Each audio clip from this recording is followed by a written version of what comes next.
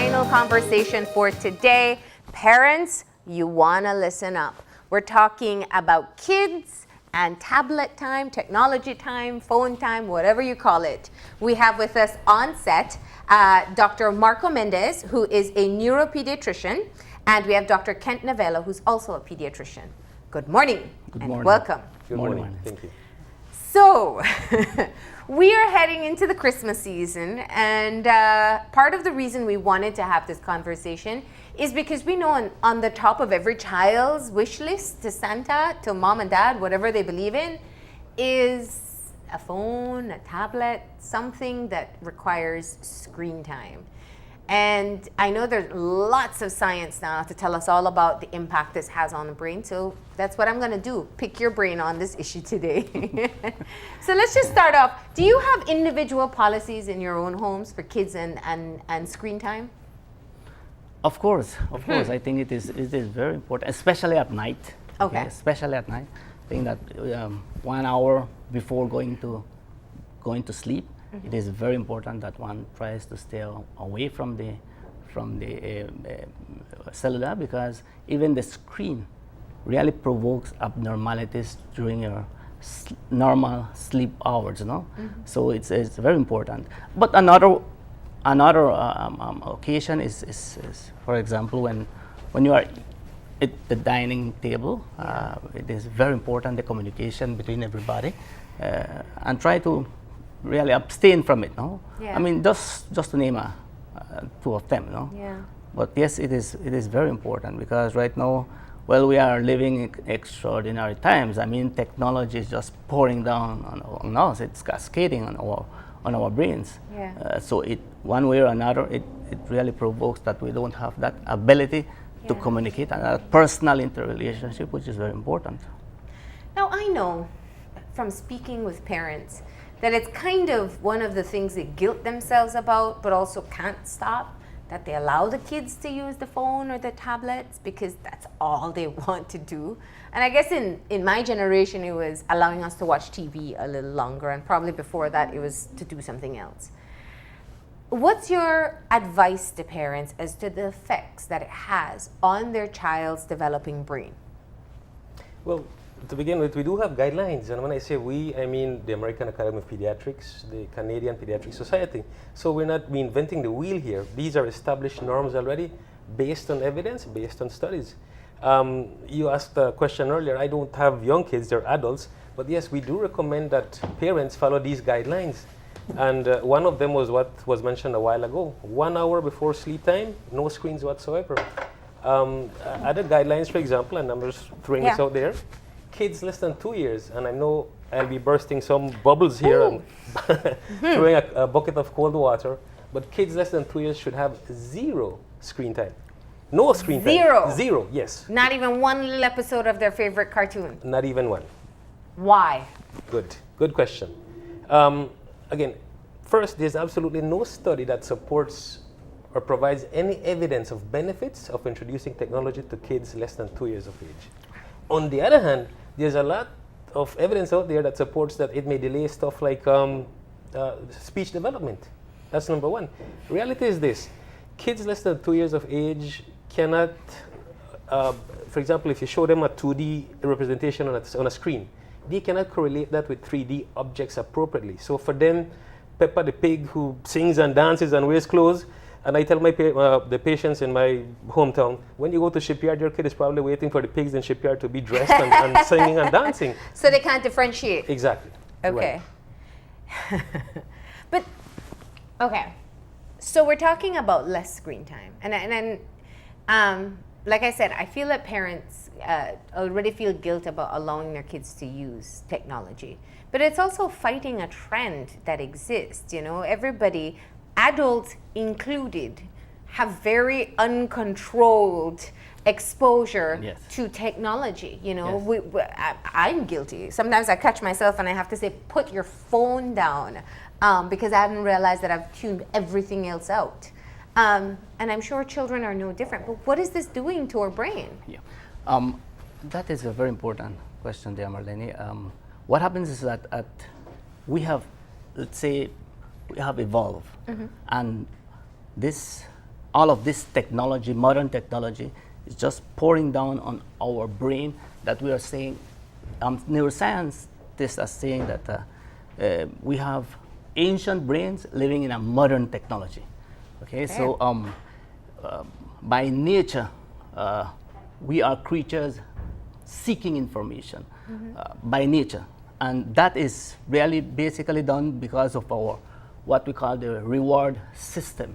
There is a quantity of chemicals that are produced, dopamine, which gives us this desire to look for information, and that is what technology really did. That it started to go in, and people started to feel that pleasure. Right? So by having this, you have noticed that you passed some couple of minutes, 5 minutes, and like you're already, oh, what happened with my Facebook? What happened to this? Yeah. So it basically triggers, and there is how the changes that are occurring definitely is rewiring our system. You were just talking a while ago about multitasking. Yeah. Okay, and multitasking, if we put it in a scientific, let's say, explanation, doesn't exist. Okay, it's multi-switching. You cannot multitask. Can I quote you on that? Because I really do believe that. Yes. So how we control our environment is that we have to pay attention, and the attention has to be very selective. And through our memory, our online memory that they call it, or our working memory, that is how we are able to speak and communicate. And then we try to focus on our goal strategies, on how we are going to reach and learn from something. And this, what we call cognitive control or intelligence control, is what has made up us to know the technology, the music, the art, our intelligence. So by having this selective attention is how we will be able to cope with life. I mean, more effectively. Okay, so yes, it has been shown that yes, technology does affect certain areas of the brain, but it is not only negative. Let's put it this way. I mean, as long as the person is going to search for information and trying to get information the most adequate way, that is how we will be able to have the most, I mean, getting the technology to really be doing something better for us. But if the technology is coming after us, there have been, you hear the notification, and sometimes it's something so that has no meaning, but it is constantly. And what do you mean? There's a reaction every time we hear a notification. There's a brain reaction. Yes. Explain this to me. Right. This is There's this neurotransmitter, the feel-good neurotransmitter, dopamine. And every time, and this has been proven with kids who are in front of the screen, be that TVs, tablets, phones, and so on. Every time they're playing, and I use that in quotes, they have been studied to the effect of measuring the levels of dopamine in their bloods. And it is clearly seen that where the peaks are, the dopamine peak, whenever they're enjoying that game. So there's like a pop-up that comes on screen or some reward visually. Absolutely. And that's what keeps them going. Yeah. Right. And there's some people who would even argue it's addictive, but that's perhaps a heavy word there, or not the appropriate word. But there's some argument towards it, because it's the same dopamine that is released, for example, when somebody's addicted to soft drinks, for example, or even drugs, for example. Cocaine, yes. Yeah. That is very important. Some literature really says that it is addictive. Some say that it is anxiety. The American literature really says that we are not addicted yet. Okay, while the ancient, I mean the Asiatic, China, South Korea, where almost every household has a means of communicating through the iPhones or the Samsung, really they have almost 300 programs of therapy as to leave those that addiction to technology. You could imagine that. Okay, so in the United States now they have seen that one of the number one mental disorders was depression. Now it's not depression, it's anxiety. It's anxiety, okay? It's the number one. Physicians are seeing that. Physicians are seeing far more cases of anxiety than they used to before. Yes. Right. Okay, so it is. Are you saying there may be a link, or they're looking at links between our constant use of technology and anxiety? Is that what the science is saying? What happens is that we are constantly being bombarded by technology, and that let's say eager to look for your cellular, eager to find out something that sometimes it's not important. Always feels urgent. That gives us the anxiety, and that is the explanation that they're trying to really not say that it is too much of an addiction, but an anxiety, and they have shown it. It has increased. Anxiety disorders has increased, and it is due to this. Well, we all love our cellular. We all have that moment where you feel like, and it's I don't know where my phone is. Yes. And it's very much an anxious moment. Yeah. You spoke earlier about if we have personal. I told the story. I was the bad aunt this weekend who took the phone away from my nephew, which I'm sure he still holds against me this morning. But he was just looking at how tuned out from the entire world, just the family that was around, that really irked me. And 2 hours later, he was outside playing football after I took away the phone. So, but I'm not the parent. I don't have to be the one that makes them happy, you know? So talk to us just, about how we can manipulate between letting them get used to having technology, because that is the way of the future, but also making sure that their brain and the necessary skill sets that they have to develop are still being given that space. Okay. Well, we just spoke about the age range from 0 to 2 years where no screen time is recommended because of the impossibility, so to speak, of the young infant to relate 2D images to 3D objects. Yeah. But let's step up to the other age group, which is from 2 to 5 years old. 1 hour screen time is what is recommended. But in this case, we recommend that it be age appropriate, quality. In other words, it's not just any program on TV that they're allowed to watch for that 1 hour. And above all, co-viewing, because we need the parent or the caregiver. In this case, you play that role yesterday or over the weekend, where you direct that information. So it shouldn't be just any program that the child should be seeing. Yeah. Well, what is the benefit of watching it along with a human being versus having them watch it alone? Because there could be the interaction continues and the explanation, because it's not just a screen. They are not just being influenced by the screen, but also by the relationship between both of them. Engagement. Yeah, I get that. Still reminding you of that human connection. Exactly, right. All right, so that's 2 to 5, 1 hour. Co-viewing, which means a human being must watch it along with them, and it must be age appropriate. So there are reactions, different reactions to the child. Just a while ago, you were talking about rights, human rights, right? Let's say if an adolescent, young teenager, sees this about Malala. Okay, she was an activist. Okay, I'm going to study. I have to study. I have to continue.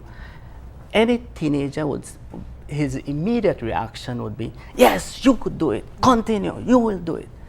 Now, as you pass that age, somebody that sees Malala, the first thing that it says, like he gets impressed, like brings down his movements, and he starts to reflect, human rights. Okay, this is very good for humans. Yeah. Okay, so the reactions are different, and those reactions is what happens during our conversation, during our interaction, which does not happen with screen.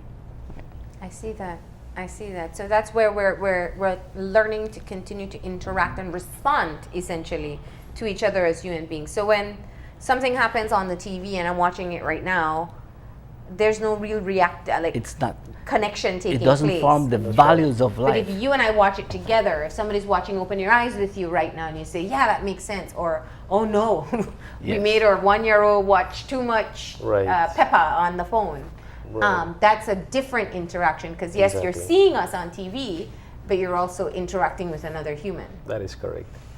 And that is proven. The only way we learn as kids is with actual interaction with human beings. Unstructured play, for example, that's about the best way to learn things in life. Yeah.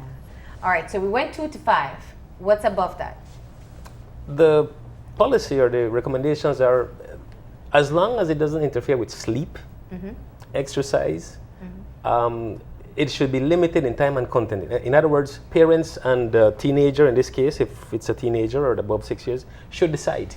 And obviously, if my child sleeps at 9 and he needs to do his homework before that, then we need to factor those things in place so that he has his screen time, but also does his chores and gets enough sleep. We have to remember something here, Marleni. Every minute that we spend in front of the screen is 1 minute we spend not sleeping, not engaging in physical activity. In other words, we are promoting sedentary life. What do you do when you're watching TV? Or most of us. Nothing, you just sit. And eat, perhaps, right? You take out the popcorn, the biscuits, or whatever. Yeah. And that promotes, even from a physical point of view, health issues.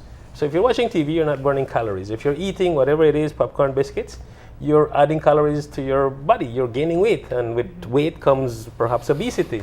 Obesity drives to many other conditions, diabetes, hypertension, and so on. So it's a chain reaction in reality. Yeah. Now, I don't want us to beat down on the technology that exists because it's really going against where the world is progressing. Yeah. But it is important that we know the risk factors that are involved. One I'm clearly hearing from you is that it affects your sleep, right? Yes, That's one of the clear challenges that we're having with the overexposure to technology. But it also affects attention, focus, and learning if you don't use it right.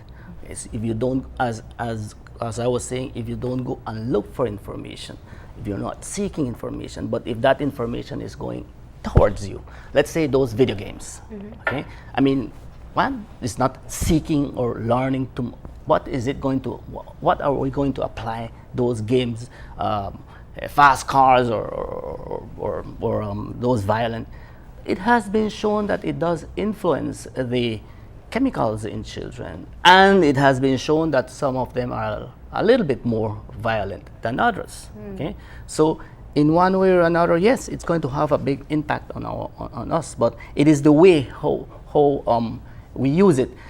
There was a professor who now says, of course, some do, some are not agree with it, but during the class, he tells them like, okay, you have 5 minutes. Stand up, look at your cellular, do whatever you want, and then come back. And that releases the anxiety. And of course, person or children will be focused more on the lecture. This was where?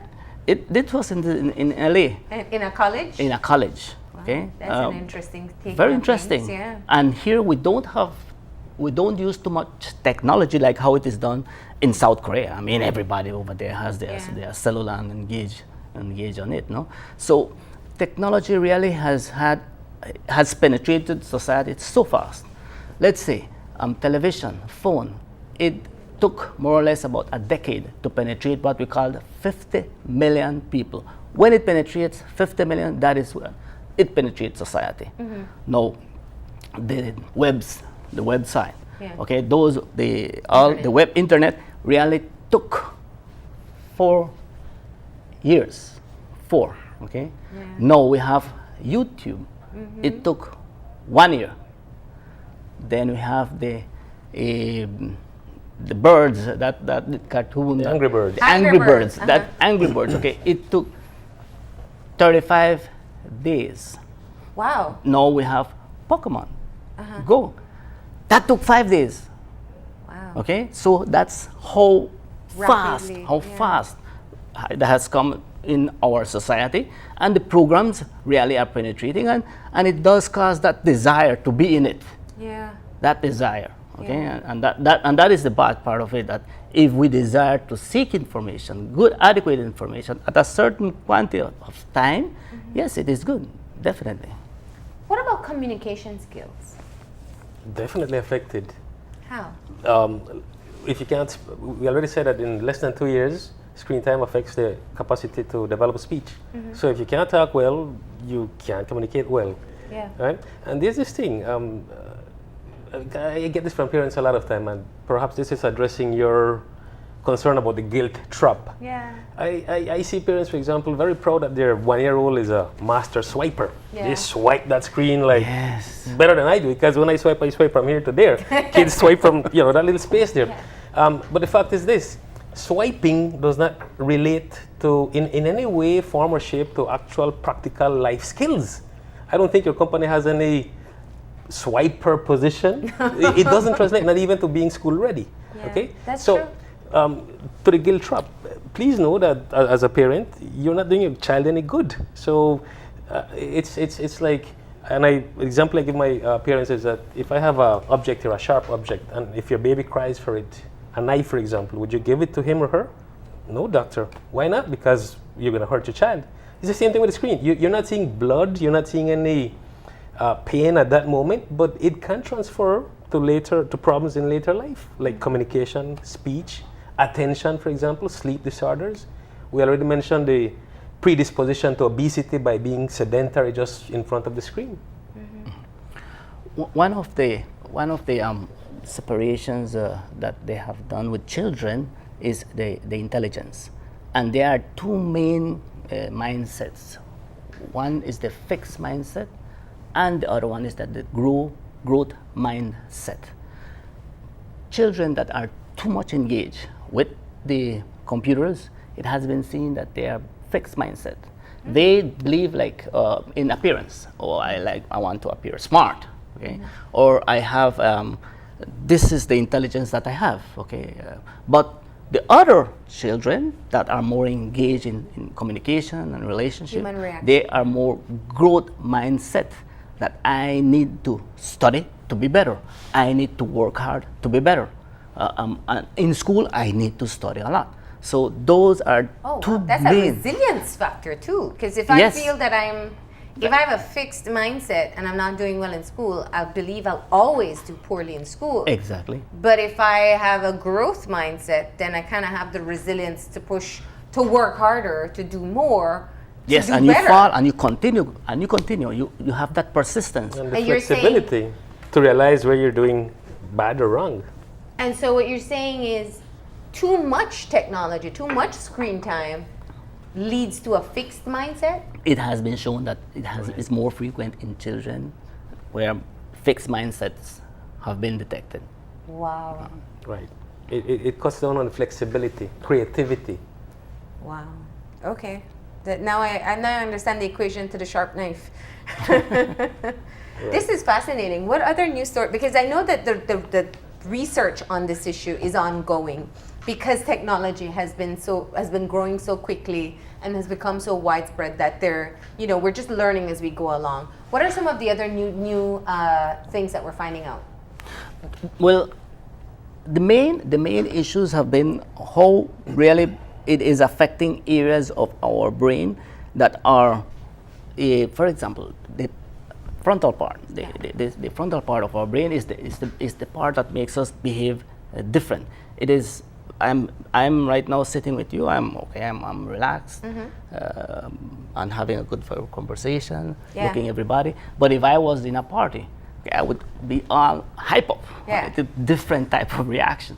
So that area is the area that inhibits us and makes us behave in certain areas. That is the area whereby we have also the working memory and technology. That is the area that has been detected through the MRIs and very high-tech types of tests, that it is the area that is working a lot, okay? So that area, which supposed to be done or working for other things, will be not being utilized. Because they're not interacting with people. Yes, and that is the area that has been shown that's why children would tend to be a little bit more violent that they use when they are using too much technology. And you have seen it. I mean, you are with your cellular and and your child comes and tells, hey, but I want to do this. And wait. That is an automatic reaction, okay? While if you were not with that, you were doing something normal in the kitchen or everywhere. Yes. What were you saying? Yeah. Okay, so those are the reactions that are passed on, and also the child is a little bit more frustrated and creates those types of reactions afterwards. And see, what you're touching on, I think, is important because this is not exclusive to children. While their brains are in formation, we're seeing effects on adults. You know, I know of, well, I can say it, she'll get upset, but, you know, my mom is on her phone now. She learns YouTube. She, you know, and I think Googling between her and my teenage nephew are about the same, you know, in trying to get information. So how much does the technology affect the adult brain? And is it, are we seeing impacts there too? Yes. You were just stating just a while ago about the multitask. Yeah. And that is how really it affects adults. It affects us on our driving capacity, okay, because a capability. That's why we learn, or our attention is very selective. Okay? But if you are driving and you texting or whatever, you won't have that focus, you won't have that attention, and you could definitely have an accident. So safety is very important. Of course, the learning, okay, and trying to behave a certain way is definitely going to be affected by technology in adults. And by extension, our parenting as well. Right. And perhaps the point is valid here that I'll make is we teach by being role models, right? And nowadays with the smartphones or tablets, that line between work and home is blurred. Yes, you might be at home, you might get an email from your work, but then you go into your email and then you end up on Facebook. Yes. That's what I tell people. And that's you go in for one message that came in and then 20 minutes has gone by. Right. And it took you 2 seconds to read the message. But that's exactly what you're teaching your child. And let's say you're at, sharing your meals at that time. As a matter of fact, one of the recommendations would be that there be set, fixed, free screen times. No screens whatsoever. Meal time is one of them, for example. To encourage interaction. Now, absolutely. This is perhaps, I know it's a struggle amongst adults and within families itself. So why is it so important that the kids get in communication, real human communication time at lunch, dinner, breakfast, versus having them on a phone, computer, or tablet? What difference would it make? Maybe we need to drive the message home. The American Academy of Pediatrics puts it clearly. The only way kids learn is by unstructured interaction with human beings. Yes. Not with the screens. It really is that simple. Ever learning that you have in your life. Yeah. And the values is very important, okay? The moral values, the ethics, all of this is non-real. It's not there on the screen. It's non-real, and we are living in real world. And those are the things that they will not learn through computer.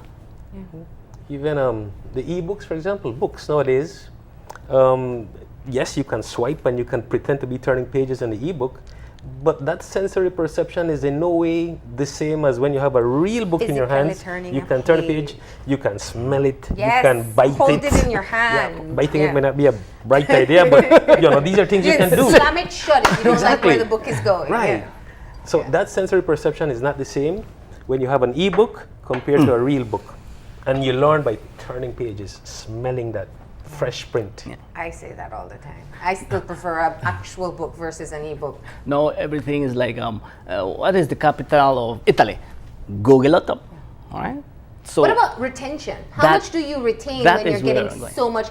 I once heard a researcher call it the rabbit hole. Talking about how sometimes, like, you finish watching a movie, and you just don't want to go back to doing whatever it is you have to do, and then you say, oh well, it was set in Italy. All right, let me Google Italy. Was that place real? Did that really happen? And it's just like it's a rabbit hole. You go down and you're all the way into I don't know. You have a moment of clarity where you get yourself out. But how much of this information is actually retained? Because people will say, oh, it's educational.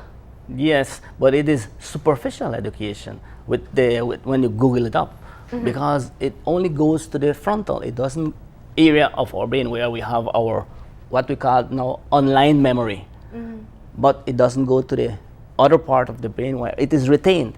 You have to digest. You have to internalize the information for it to stay there. it is not like before they gave you some homework and you would go to the library and be searching and all of that.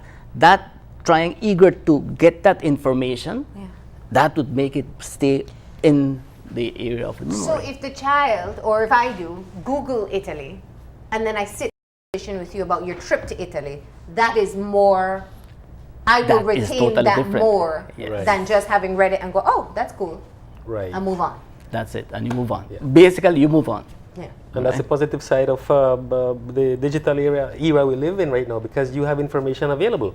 But you need now to internalize it, process it, That and is- adapt it to whatever needs your life might present.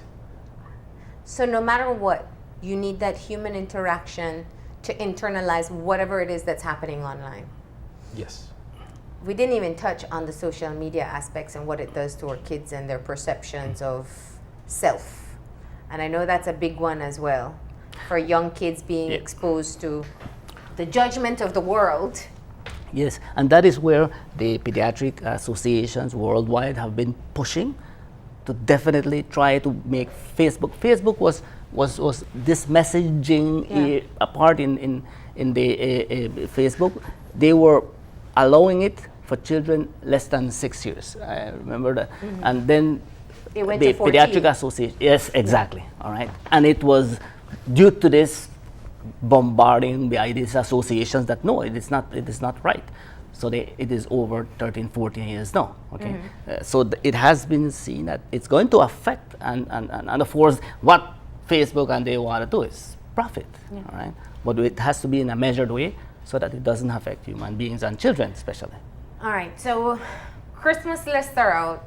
You want to please the kids. They want a tablet, they want a phone, they want a video game. What do you say to parents?